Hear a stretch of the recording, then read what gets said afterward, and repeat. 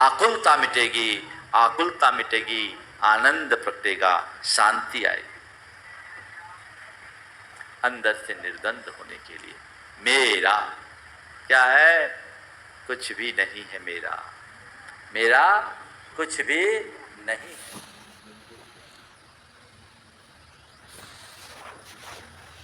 एक बड़ी अच्छी बात लिखी कन्हैया लाल मिश्र प्रभाकर ने। वो अपने एक मित्र के यहाँ गए, धनपति मित्र थे, बड़े संपन्न। उन्होंने अपना बड़ा सा बंगला दिखाया, बड़े बाग, बड़े ठाट, सब कुछ दिखाने के बाद उन्होंने उनसे पूछा, क्यों जी, कैसा लगा मेरा घर? उन्होंने कहा, मैंने कहा बहुत अच्छा, पर मेरा उत्तर प्रकट ही नहीं हो पाया कि तभी मुझे ऐसा लगा कि मेरे उत्तर को सुनकर मकान हंस रहा है। मैंने पूछा, क्यों जी, तुम क्यों हंसे? बस यूं ही तुम्हारे मित्र की बात सुनकर हंसी आ गई। तुम क्यों हंसे? बस यूं ही तुम्हारे मित्र की बात सुनकर हंसी आ गई। तो इसमें हंसने की क्या बात है? अजी, इसमें हंसने के सिवाय और बात ही क्या? क्या मतलब? मतलब क्या? कहता है मेरा घर, मेरा घर, मेरा घर, मेरा घर। तो फिर क्या यही इसका बाप कहा करता था, वही उसके बाप का बाप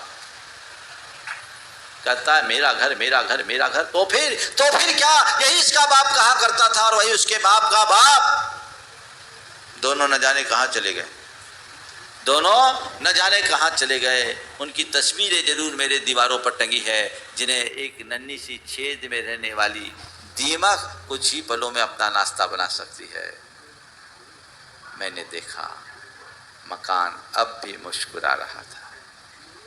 बधुओं, अगर सच पूछा जाए, संसार की चीज़ों को अगर बोली मिल जाए ना, तो तुम जिन्हें कहते हो ये मेरी है, ये मेरी है, ये मेरी है, वो सब तुम पर हंसेगी। कहेंगे किसको तू मेरी कह रहा है? तेरी सांस भी तेरी नहीं तो मैं तेरा कैसे? कुछ भी मेरा नहीं है। ये जब मेरा छूटेगा तो तेरा भी छूटेगा।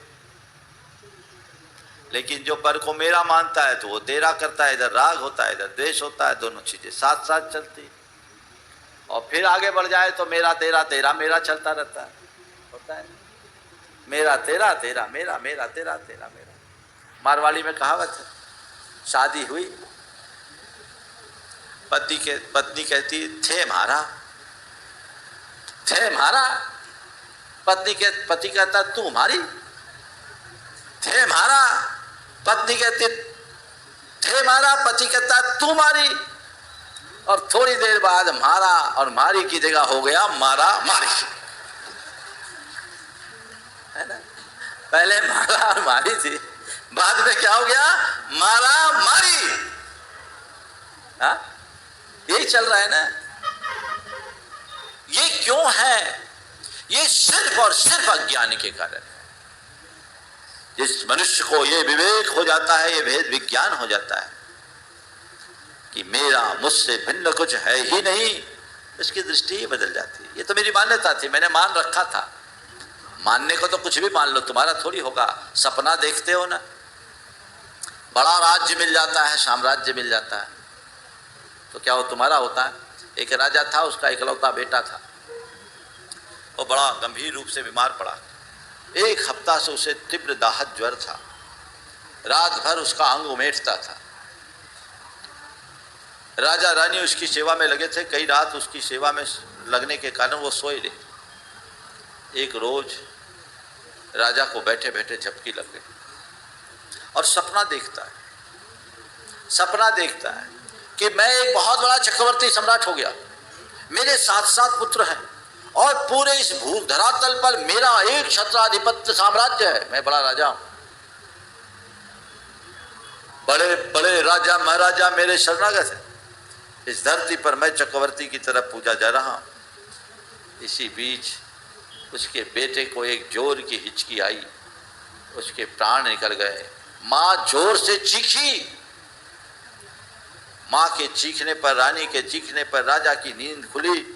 आंख खोलकर देखा, बेटा वहीं ढेर है, और जैसे ही बेटे पर नजर किया, वो जोर जोर से हंसना शुरू कर दिया।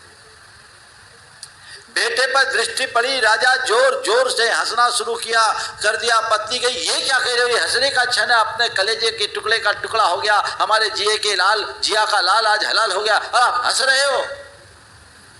उसने रानी से कहा, मैं तो यही सोच रहा हूँ किसके पीछे रहूं, किसके लिए रहूं, इस एक के लिए रहूं या उन 7 के लिए रहूं। जब वे 7 थे तब ये एक नहीं था, जब ये एक है तो वो 7 नहीं है।